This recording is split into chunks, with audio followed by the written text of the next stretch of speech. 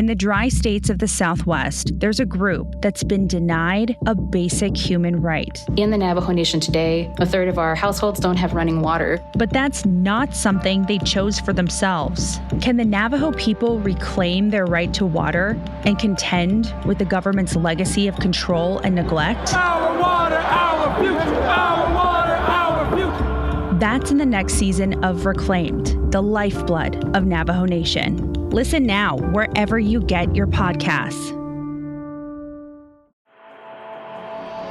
Welcome to the Traveling with Kristin podcast, your destination for travel tips, living abroad advice, and insights that help you experience life in foreign cultures.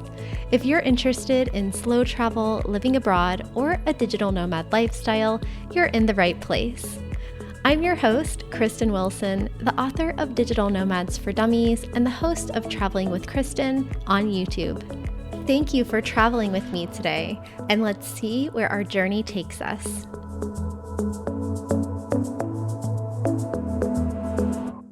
Hey there, Kristin from Traveling with Kristin here, and welcome to episode 275 of the Traveling with Kristin podcast. I am so happy to be with you here today. It's been way too long. It's been over a month since we had an episode of the podcast. So I really miss you guys, and I'm glad to be back. Let's just put it that way. If you're a longtime listener of the show, you know we've been having weekly podcast episodes here since 2019. And a few months ago, back in August, I went down to a bi-weekly publishing schedule just due to the number of projects that I'm managing on my plate at the moment, and also because I wanted to spend more time on each episode, put those episodes on YouTube, and just, do something different. But it's been even busier lately, especially since the November elections in the United States for my company, which is a relocation business. So we've been offline for quite a while, but we are back. And I have been recording some new interviews for 2025, so I'm really excited to share those with you.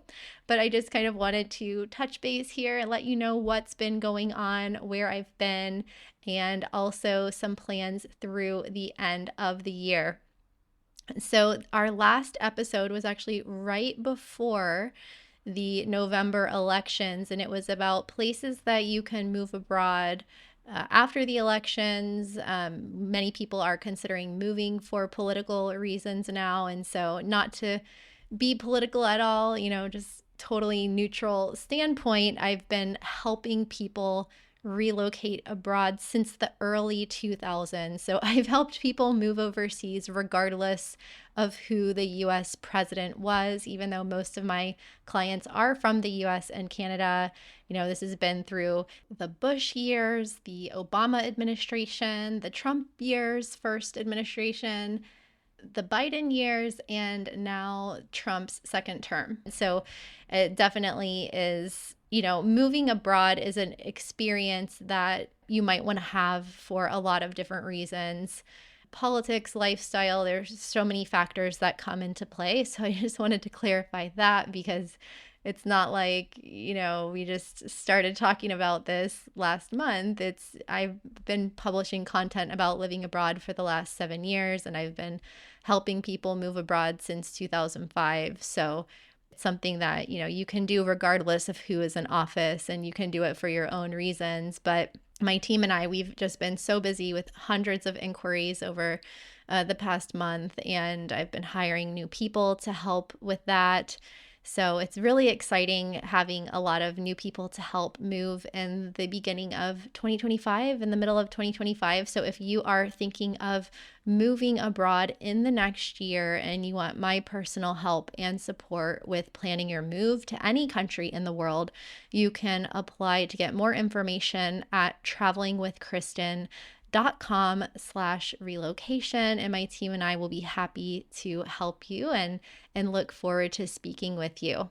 We also have a lot of new videos over on my YouTube channel, Traveling with Kristin. We have a video on 8 of the cheapest places to retire abroad in Asia, a video about exactly how I make money online, which was actually a request from one of my relocation clients, Julianne, and her husband Spencer, who recently moved from the US to Spain. She was asking me how I'm able to have this location independent lifestyle, and I thought about it for a few weeks and I decided to make a 22-minute video breaking down my exact online income streams, but also tips for how you can make a side hustle online, how you can find remote jobs online, and just more ideas for how you can earn extra income in the new year.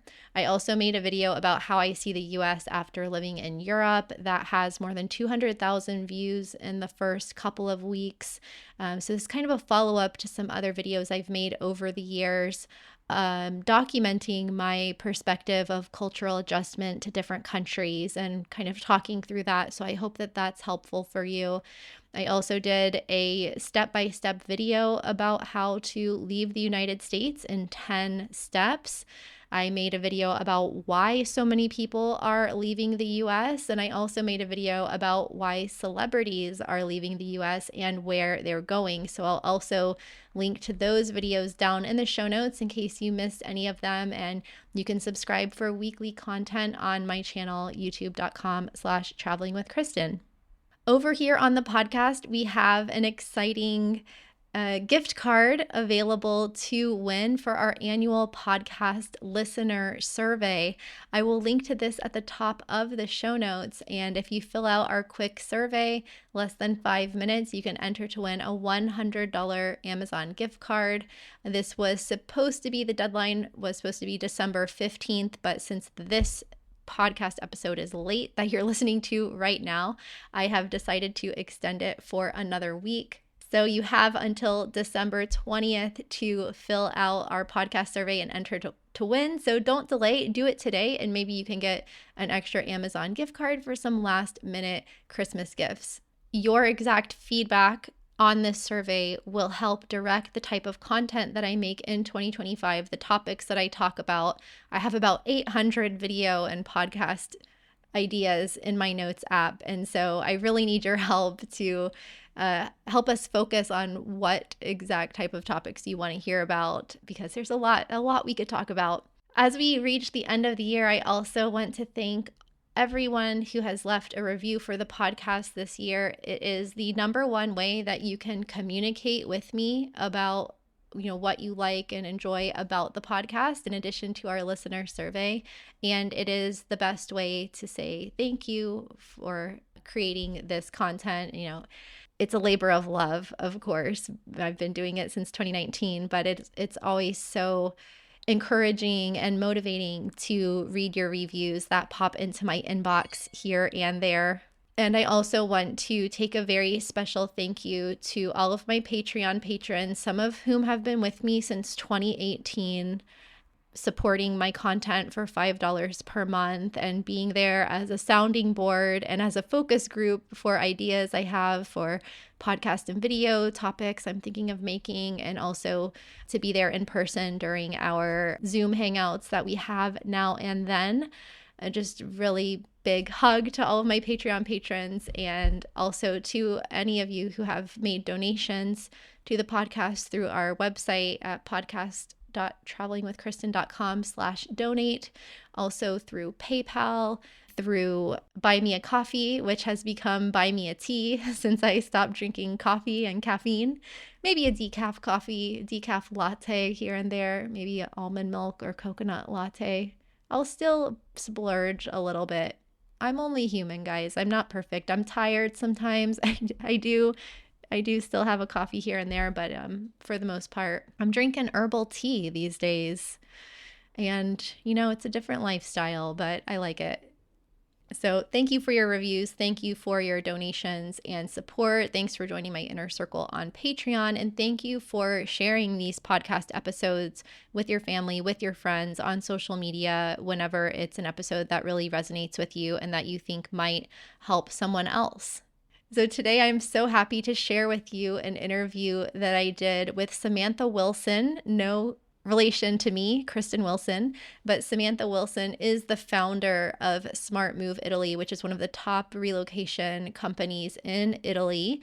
I've known her for a few years now. This is her second time on the podcast. So I'll also link to her other episode that we did a while back. And we're just talking a little bit about Italy's Digital Nomad Visa, which was new this year and is perfect for remote workers, entrepreneurs, and freelancers who are looking to live in Italy for anywhere from 1 year up to 5 years. There's a few different requirements for how to qualify for that, but it's a great option if you are not retired, but you don't have a work permit to go to Italy and you want to live in Italy, which this can be actually a path to a temporary or permanent residency. So it's really exciting. So I've been talking about this for a while. I'm really happy to share this episode with you.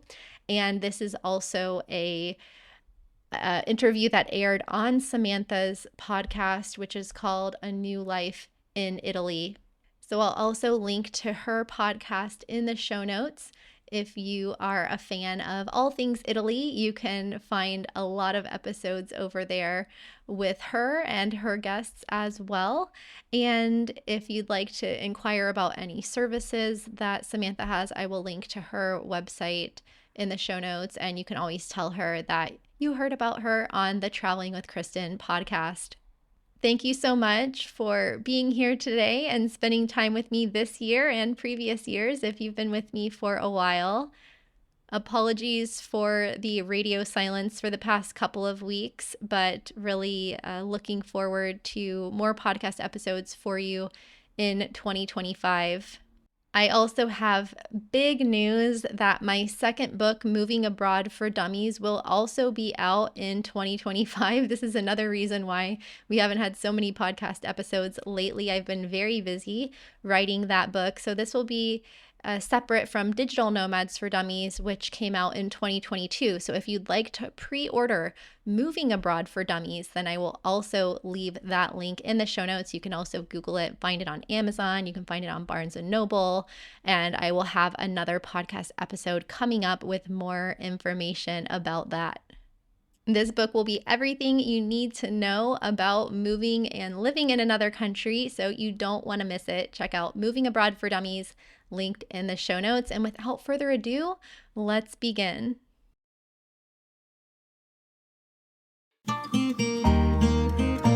Sentire Media. Well, hello, my friends, and welcome back to a new episode of A New Life in Italy. I'm Samantha Wilson, and today we're diving into a hot topic that's reshaping the way that we think about work and travel, and that's the digital nomad lifestyle. Now, I know I've already done an episode not too long ago on the Digital Nomad Visa when it first came out in April, but today I want to give you an update because we've been knee-deep in the trenches on this visa, working on multiple applications from many different countries, and there's news to share. If you didn't know, we put a call out to our listeners and our community when this visa first was announced. We were asking people to submit their application to be selected as one of our 4 visa applicants that our team was going to help free of charge. Well, after hundreds of applicants, actually hundreds and hundreds, we selected 4, and they're from Canada, the US, and the UK.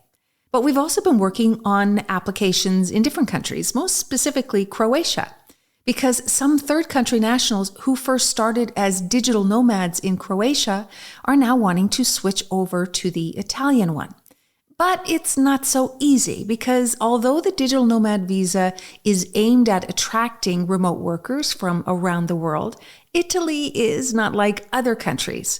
And we're learning more about the process and the real requirements, not just the ones on paper, but a lot more. In today's episode, I am going to talk about 3 very specific developments that will impact you if you plan to apply for this visa.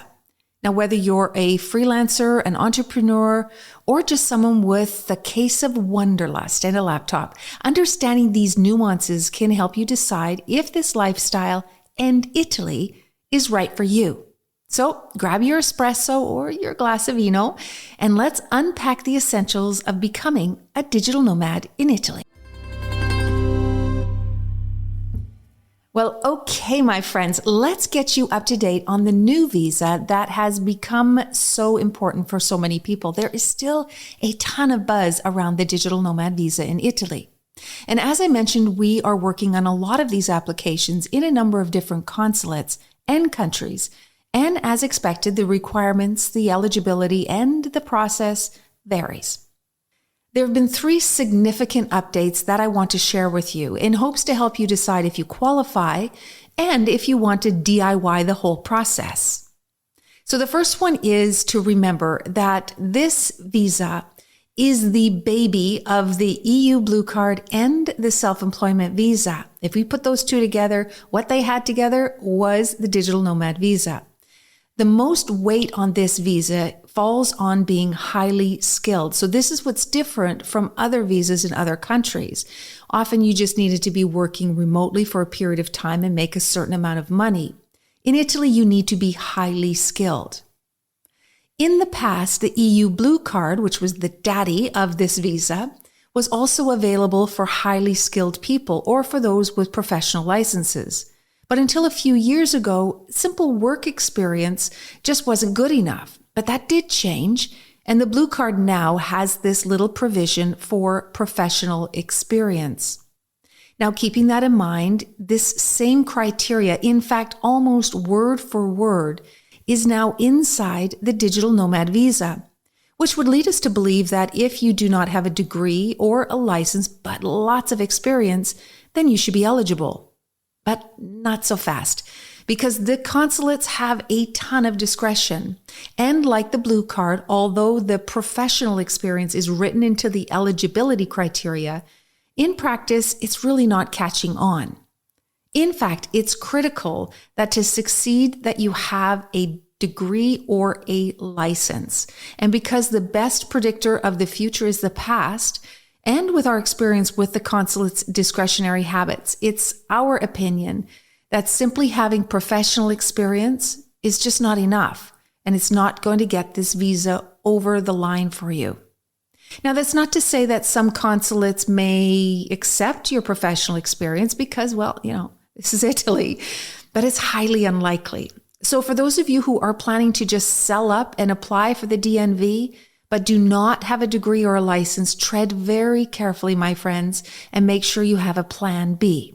The next significant thing for the degree holders and license holders that is fleshed out recently is the requirement for a CIMIA for your degree and or the QNQ, which is the Quadro Nazionale della Qualificazione, or in English it's called the EQF, the European Qualification Framework. So what the hell am I talking about? I know you're thinking it.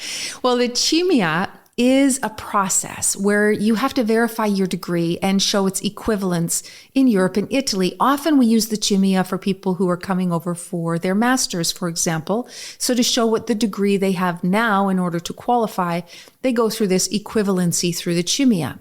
It's an online database and an application system that will review your degree, your transcripts, and your school history, and then give you this equivalence that you will need to apply for the visa. And we're using it now on the DNV as well. It'll cost you about $150 and can take a few months to get a response, so plan ahead. Now, the QNQ is a European framework that assigns points towards your license. So for those of you who don't have a degree, but you have a professional license, this one's for you. It's designed to help understand the types and the levels of qualifications from other countries. And it helps clarify what a person knows and understands and really is able to do. So if you have a license to practice your remote work, for example, you're an online therapist, then you will need to get a score from the QNQ before you apply. And then, of course, you need to have your degrees and your licenses apostille and translated. So it isn't just a matter of saying, yeah, I have a degree, here you go. There's a lot more to it.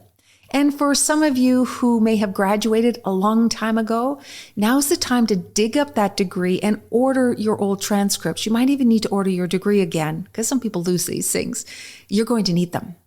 Now, the third thing I want to mention is the taxes. Yes, I can tell your ears just all perked up because it's a big question. When you arrive in Italy on the Digital Nomad Visa, you have 8 days to apply for your permesso di soggiorno. Now, when you head over to the questura to get your fingerprints and your photographs, you will also be required to open a partita IVA, or a small Italian business. Now, there's a few different kinds of businesses that are attached to tax regimes that you can choose from. For example, like the regime forfeiture, which is a flat 5% tax, and you can't make more than $85,000 a year, or the regime impatriati, which has just been changed to 50% of your income being tax-free.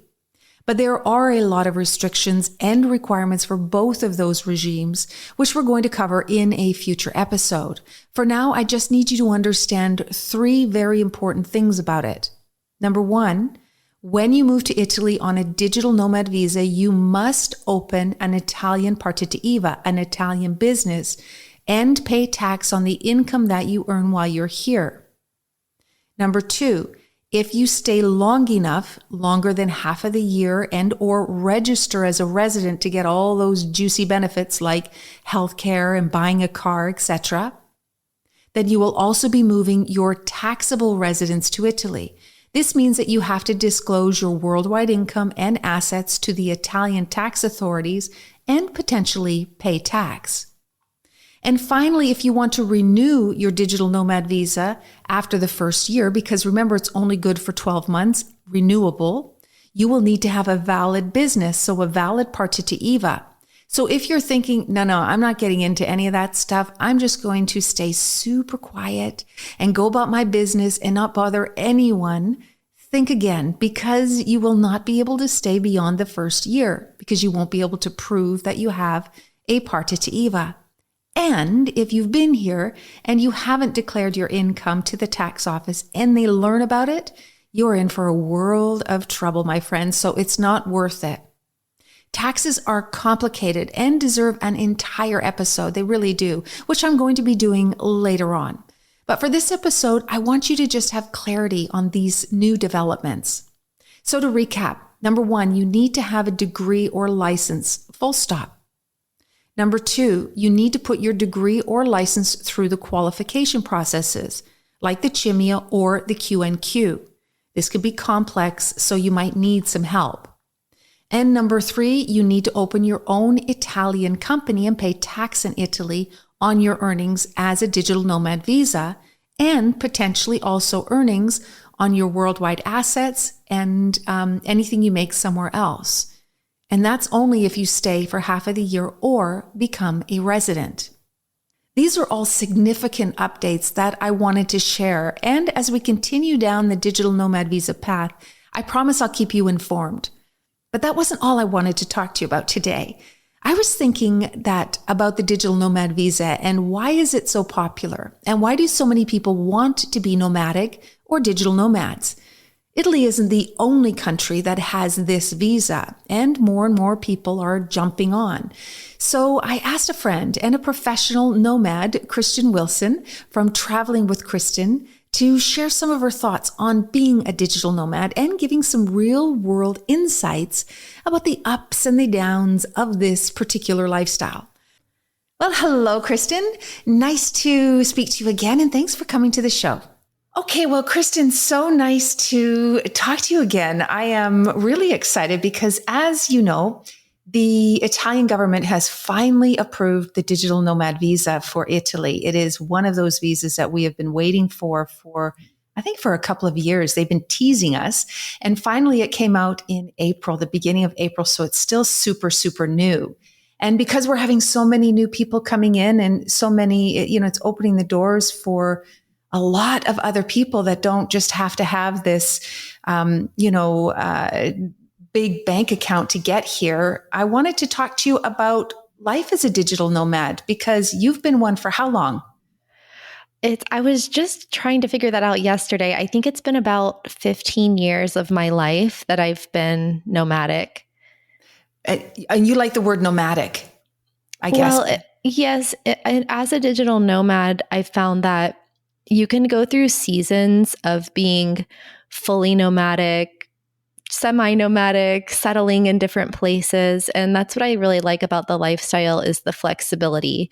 So in my younger years, I would travel the world on a one-way plane ticket, no end date in sight, and just kind of go where the wind took me and spend a week here, a few days there, a month there, and, travel very quickly.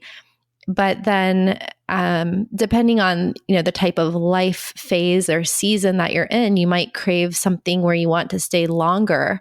It's 3 months, 6 months, 1 year in a different place, or even sometimes come back to your home country to reset and then go travel again.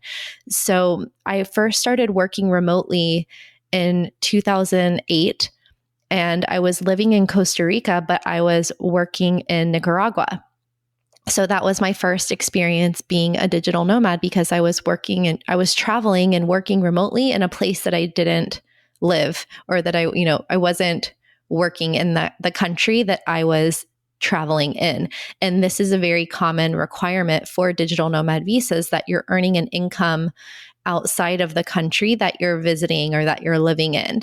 And so, that was my first time doing it, although I have gone back a couple of times to the US to live for a few months.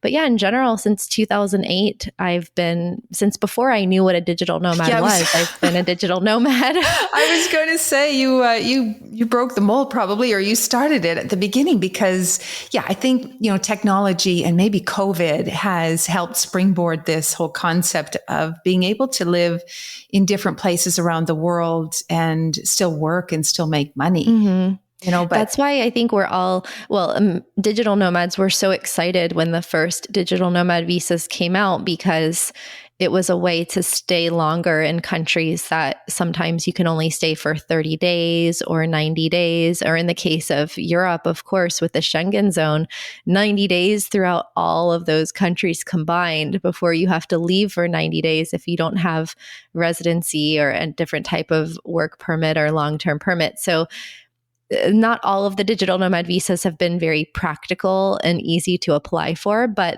the Italy digital nomad visa looks a lot more flexible. And I also like that it is a path to long-term residency, which the other ones don't offer. So it's really interesting. And I was thinking, maybe I could try it out as well, or definitely recommend it to some of my relocation clients. Right. Well, it is. I mean, it is flex. It's Italy. So there's... Right. It's not always straightforward, but the nice thing about this visa is exactly what you said. And that's different from other ones, is that you can bank your time towards your EU long-term permit. So after 5 years of being in here on a digital nomad visa, you can get that long-term 10-year permit. And some people, I think, maybe you can clarify this for me, because you work with a lot of people wanting to do this, all over the world to live this lifestyle. So do most people really want to stay somewhere for a long period of time, or is the idea of being nomadic really entrenched and they want to be able to continue to move on to the next shiny object? My personal opinion is that when people start out, they have a lot of energy and enthusiasm for the digital nomad lifestyle and wanting to travel as fast, as far, as long, as much as possible. But ultimately, the concept of traveling at a fast pace full-time while working full-time and really making the most of your time in each place. This means going sightseeing, meeting people, finding community, but also being productive and getting work done. I think it's a big ask of any human being. And I think that there is a shelf life of this pace of travel.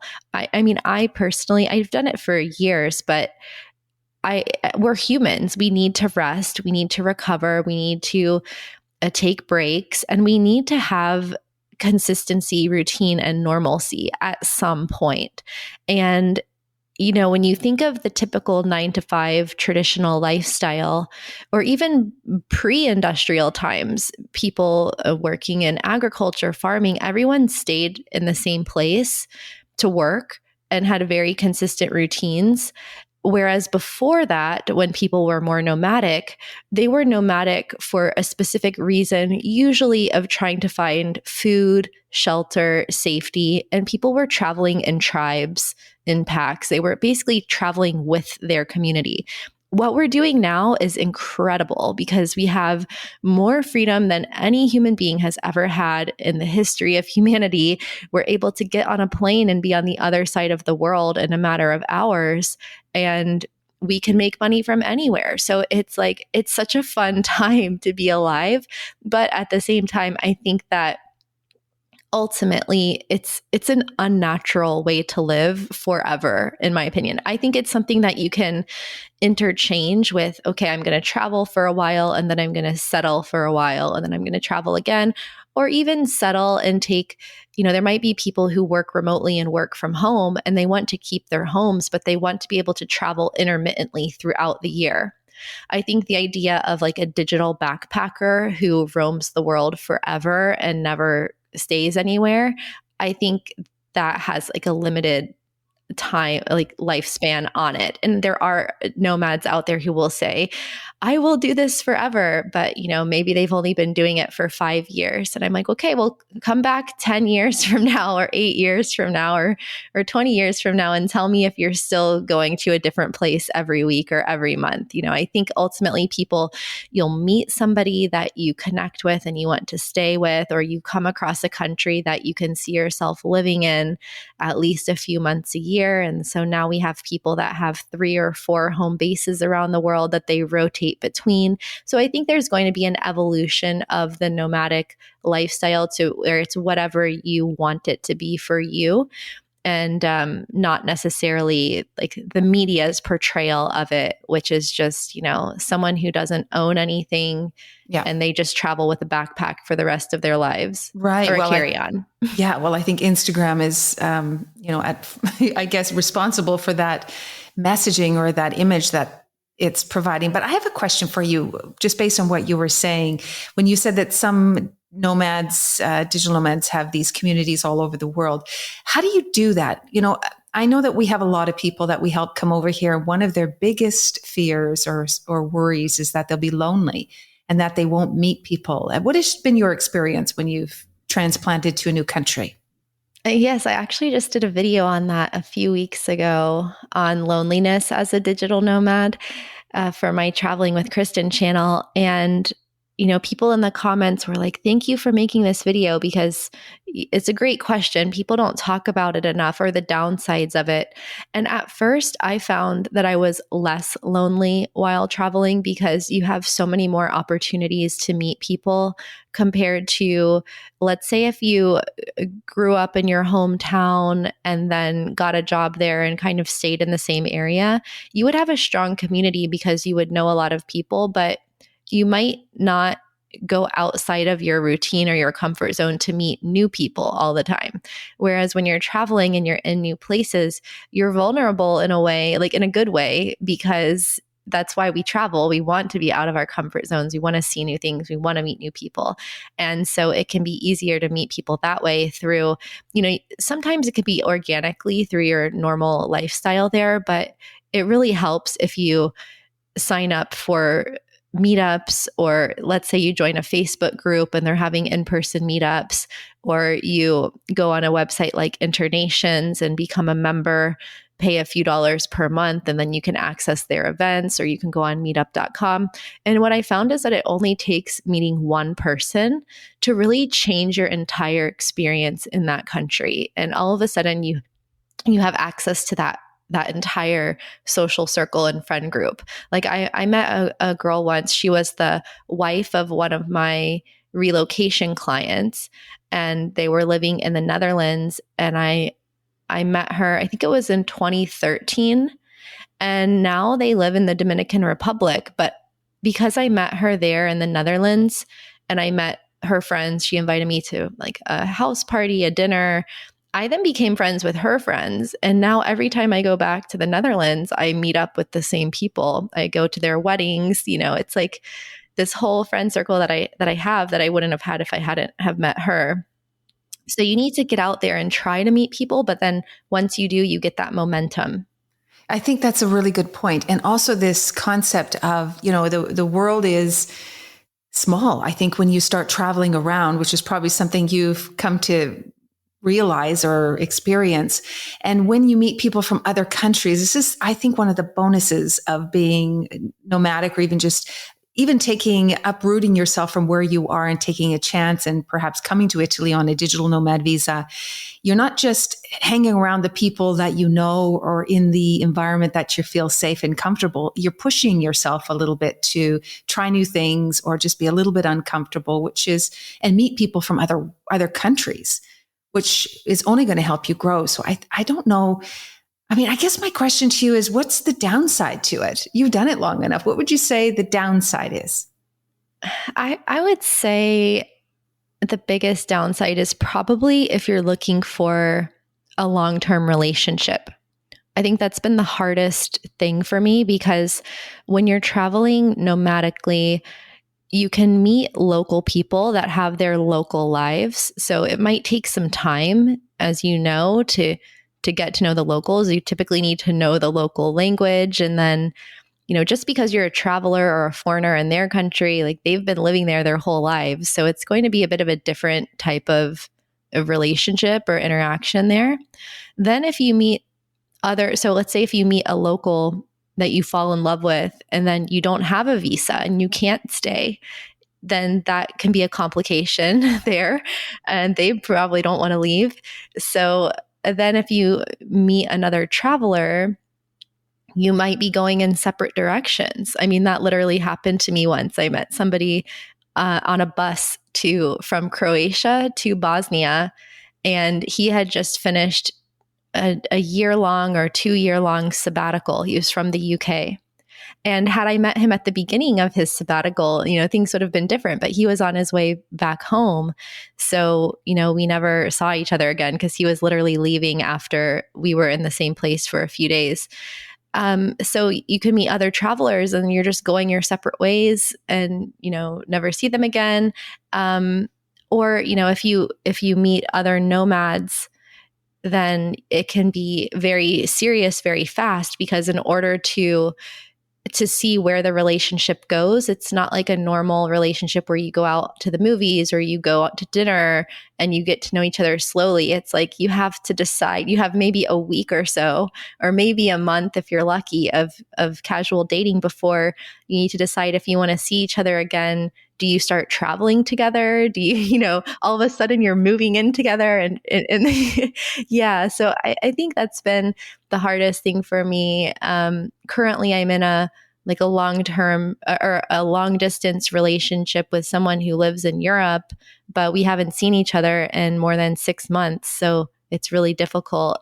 So yeah, I don't have the solution for that one yet, but for me and many nomads, the freedom of travel, at least in the short to medium term, has outweighed that. And I've also known many nomads who have met at events like Nomad Cruise or Nomad Base, or events for world travelers and nomads that have met and fallen in love, gotten married, had kids. And now there's also a lot of families that travel nomadically and homeschool or world school. So it is possible. I think that's just a bigger challenge compared to if you live in one city. Yeah, I think it's a really good point that you say goodbye a lot. Yeah. A lot of goodbyes, for sure. And I think your point of families moving abroad and bringing their kids with them and putting them in these world schools, which are really quite an interesting concept as well. I think there's so many opportunities now. I loved at the very beginning when you said we're really lucky to be living in this time, to have this freedom that we have and the choices that people have now. And, I'm thrilled that now people can come here because, in my opinion, Italy is one of the, most beautiful countries in the world. It's complicated, but nothing worthwhile is without challenge.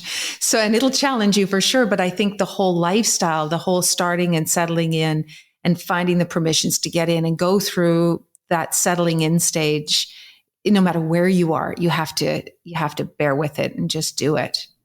Right. And And these other challenges of being a nomad, these are like long-term challenges. They're not something that most people will be very concerned with when they first experiment with the lifestyle, or even for the first few years. It can be, I've been doing it for 15 years. So there are things that come up over the long term. Also, having a place to call home is important at some point. Many people feel like they don't have any roots anywhere because they've just been traveling for many years. And so what I found is that it's helpful to have a base to come back to.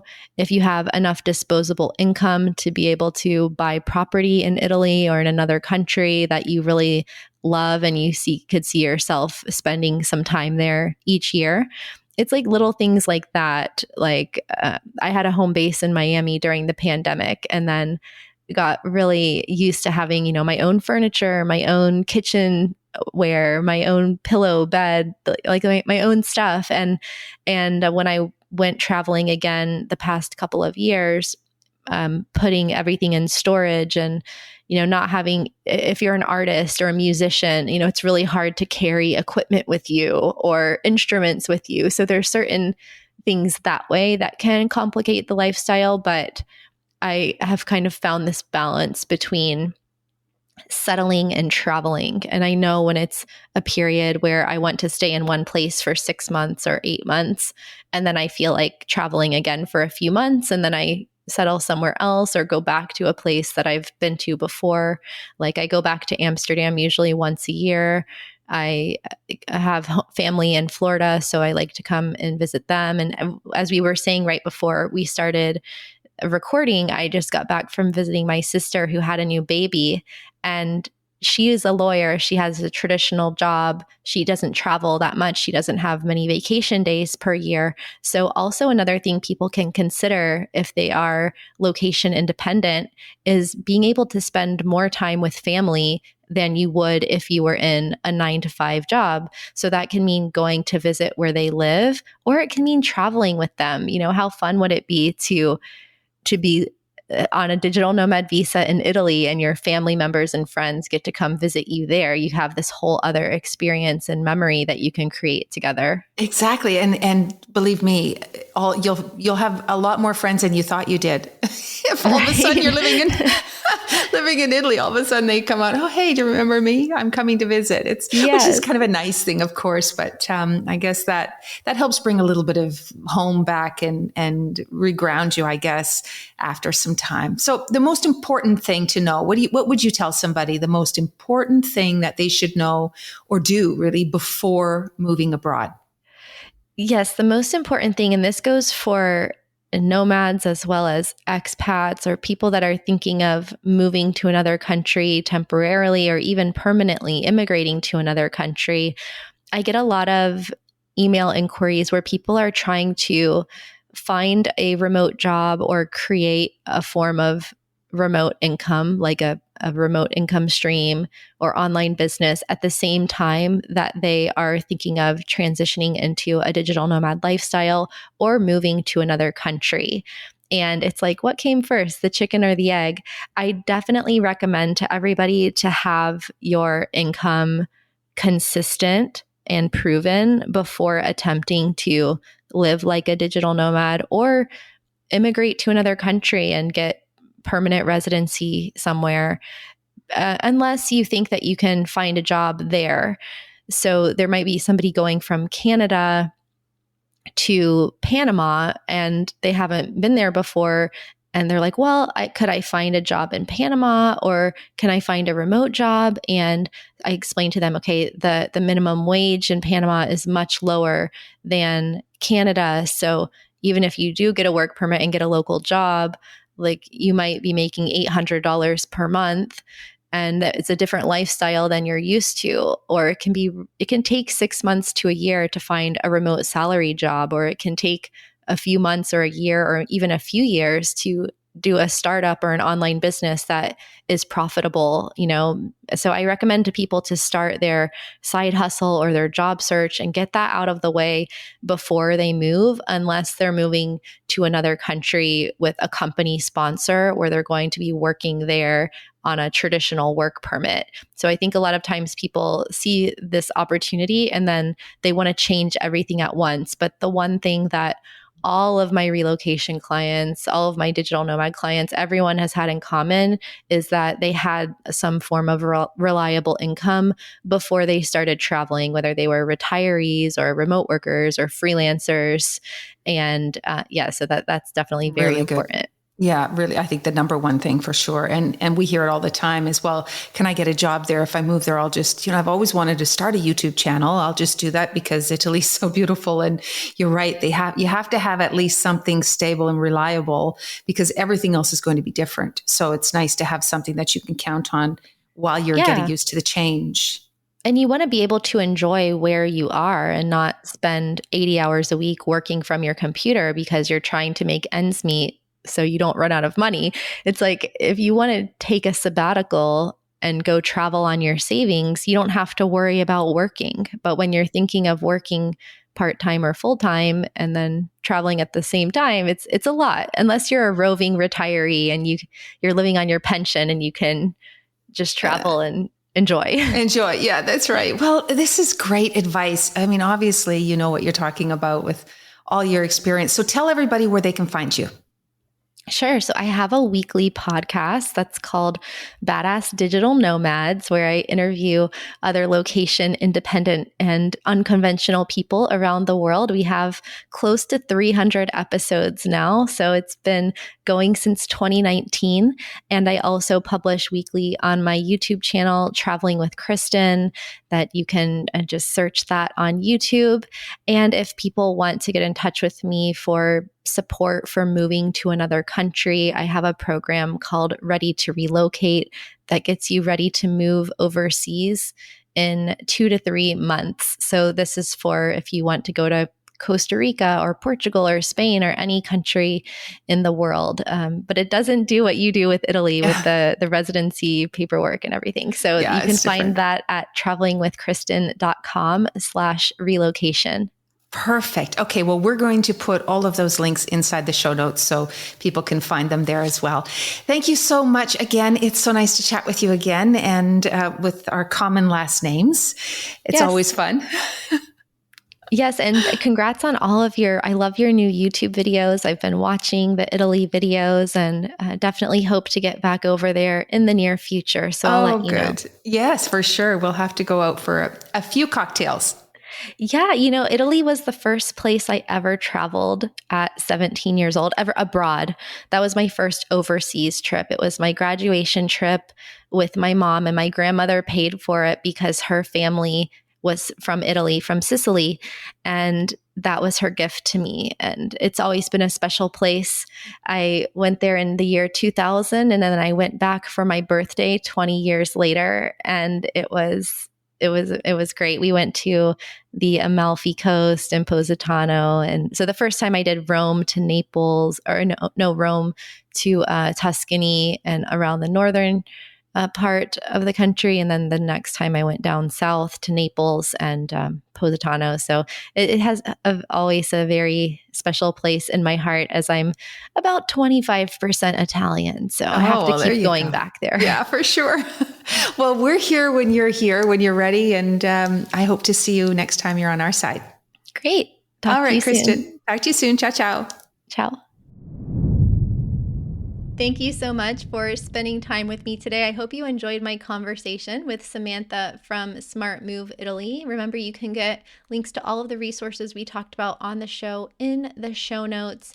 And please fill out our podcast listener survey today and enter to win a free $100 Amazon gift card. You can also find the links to my most recent YouTube videos and also the link to pre-order Moving Abroad for Dummies, which will be coming out in 2025. Thanks again to all of our Patreons and donors and everyone who left a review this year. I love you guys.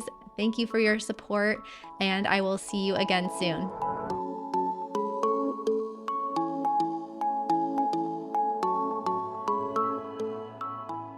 Marketing is hard. But I'll tell you a little secret. It doesn't have to be. Let me point something out. You're listening to a podcast right now, and it's great. You love the host. You seek it out and download it. You listen to it while driving, working out, cooking, even going to the bathroom. Podcasts are a pretty close companion. And this is a podcast ad. Did I get your attention?